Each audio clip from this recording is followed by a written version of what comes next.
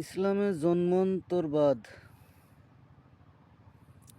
শুক্রবিন্দু হতে আল্লাহ মানব সৃষ্টি করেন, পরে তাকে পরিণত বিকাশ সাধন করেন। সূরা নম্বর ৮০ আয়াত নম্বর ১৯। তারপর তার পথ সহজ করে দেন। সূরা নম্বর ৮০ আয়াত নম্বর ২০। তারপর তার মৃত্যু ঘটায় এবং তাকে কবরস্থান করেন। সূরা নম্বর ৮০ আয়াত নম্বর ২১। অথবা যখন ইচ্ছা তিনি তাকে সজীব পুনর্জীবিত করেন। সূরা নম্বর ৮০ আয়াত নম্বর ২২। মৃত্যুর পরে একইভাবে পুনর্জীবিত করে প্রভুর কাছে প্রত্যানীত হবে। আনাম আয়াত নম্বর ৩৬ এবং ৬২। সেজদার আয়াত নম্বর ১১। তখন তার কর্মফল পরীক্ষা করা হবে। সূরা ইউনুস আয়াত নম্বর ৩০।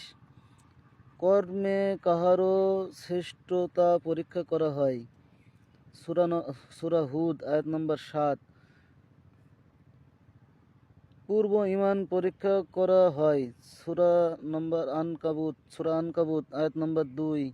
অতঃপর তার কর্মফল অনুসারে প্রতিদান প্রদান করা হবে। সূরা হুদ আয়াত নম্বর ১১১। এই লক্ষ্যে পুনরায় তাকে সৃষ্টিতে ফিরিয়ে আনা হবে, প্রথমবার যেভাবে সৃষ্টি করা হয়েছিল সেইভাবে। সূরা আরাফ আয়াত নম্বর ২৯। অর্থাৎ প্রথমবার সৃষ্টি হয়েছিল মৃত্তিকা হইতে, পরে শুক্রবিন্দু হইতে, তারপর আলোক হইতে, তারপর মাতৃগর্ভ থেকে বেরিয়ে বাহির করা হয় শিশুরূপে। সূরা নম্বর ৪০ আয়াত নম্বর ৬৭। সূরা হজ আয়াত নম্বর ৫। সূরা ফাতির আয়াত নম্বর ১১। অর্থাৎ পুনরায় সৃষ্টিটা হবে মাতৃগর্ভে জন্ম লাভ করার মাধ্যমে। একইভাবে তাকে পুনরায় সৃষ্টিতে ফিরিয়ে আনা হবে। একইভাবে যতবার সৃষ্টিতে ফিরিয়ে আনা হবে একই প্রক্রিয়ার মাধ্যমে। অর্থাৎ পুনরায় সৃষ্টি করা হবে প্রথমবার যেভাবে সৃষ্টি করা হয়েছিল। একইভাবে চক্রকারে জীবন, মৃত্যু, পুনর্জীবিত ও পুনঃ সৃষ্টির মাধ্যমে বারবার প্রত্যাবর্তন ঘটানো হবে।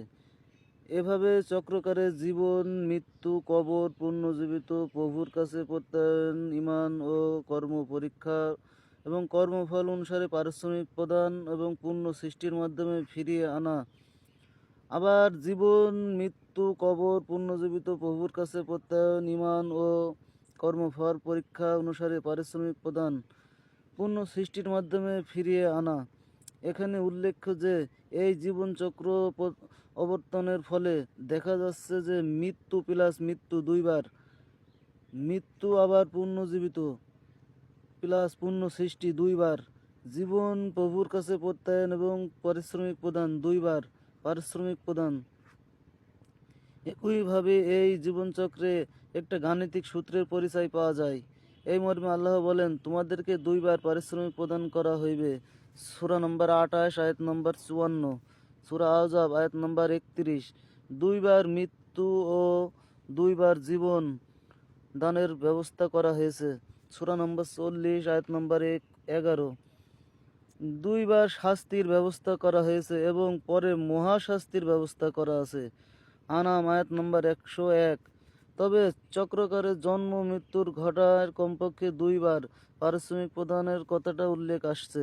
তবে সার্বিক ক্ষেত্রে দুইবার কথাটা একাধিক অর্থে ব্যবহৃত হবে, কারণ দুইবার কথার মাধ্যমে একাধিক কথা এসে যায়।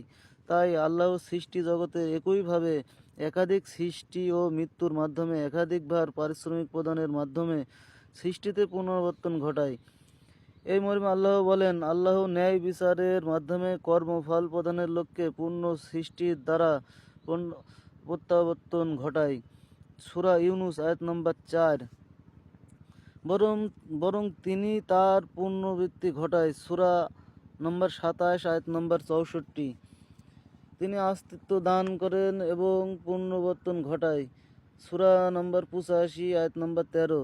এখানে উল্লেখ্য যে পুনর্জীবিত বা পুনঃ সৃষ্টির বিষয়টি জীবন মৃত্যুর চক্রের প্রক্রিয়ার একটি অংশ।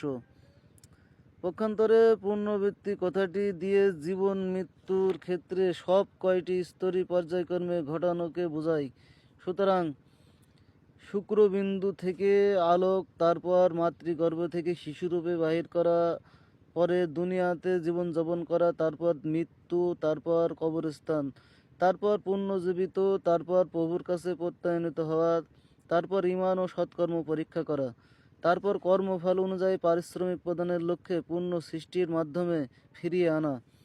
একইভাবে পুরা প্রক্রিয়াটি পুনরাবৃত্তি ঘটানো হবে। তাই সূরা ইউনুস আয়াত নম্বর 4 এবং সূরা 27 আয়াত নম্বর 64, সূরা নম্বর 85 আয়াত নম্বর 13, এই সকল আয়াতে ইয়াদু শব্দ এসেছে। ইয়াদু শব্দের অর্থ হলো পুনরাবৃত্তি ঘটানো। আরবি অভিধান পৃষ্ঠা নম্বর 1819।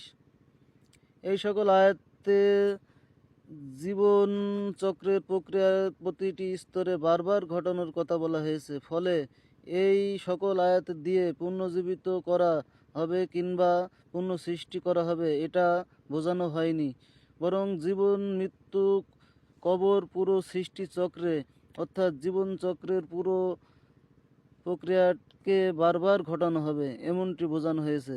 একইভাবে তাদের কর্মফলের কর্ম প্রদান করা হবে। সূরা হুদ আয়াত নম্বর 111। কারণ প্রভুর কাহারোর উপর জুলুম করে না। সূরা নম্বর 18 আয়াত নম্বর 49। বরং তারা নিজেদের উপর নিজেরা জুলুম করেছিল। সূরা হুদ আয়াত নম্বর 101।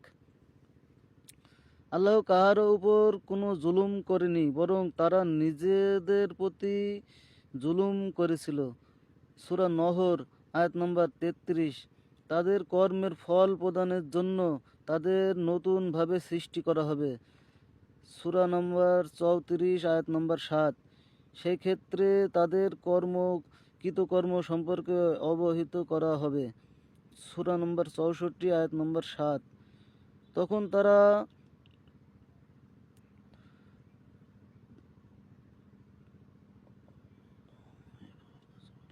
তারা অবদবোধ হয়ে প্রভুর কাছে বলবে, আমরা সব শুনলাম ও দেখলাম, আমাদেরকে পুনরায় ফিরিয়ে দাও যাতে আমরা সৎ কর্ম করতে পারি। সেজদা আয়াত নম্বর 12। তখন আল্লাহ বলবেন, তোমরা তো এই কথাটা মৃত্যুর সময় বলেছিলে। সূরা নম্বর 23 আয়াত নম্বর 99। কিন্তু না, ইহা হইবার নয়, ইহা একটি উক্তি মাত্র। সূরা নম্বর 23 আয়াত নম্বর 100। বরং তোমাদের পুনর্জীবিত এবং পুনঃ সৃষ্টির নতুন জীবনের মাঝখানে থাকবে এক অবদ্ধ অন্তরাল, যাতে তোমরা তার আর কখনো পুনর্জীবিত কোনো কিছু স্মৃতিতে আনয়ন করতে পারবে না। এই মর্মে আল্লাহ বলেন, তাদের সম্মুখে থাকবে বর্জক ও অন্তরাল। সূরা নম্বর 23 আয়াত নম্বর 100। ভিডিও বড় হয়ে যাওয়ার কারণে দ্বিতীয় পার্টের ব্যবস্থা করা হবে।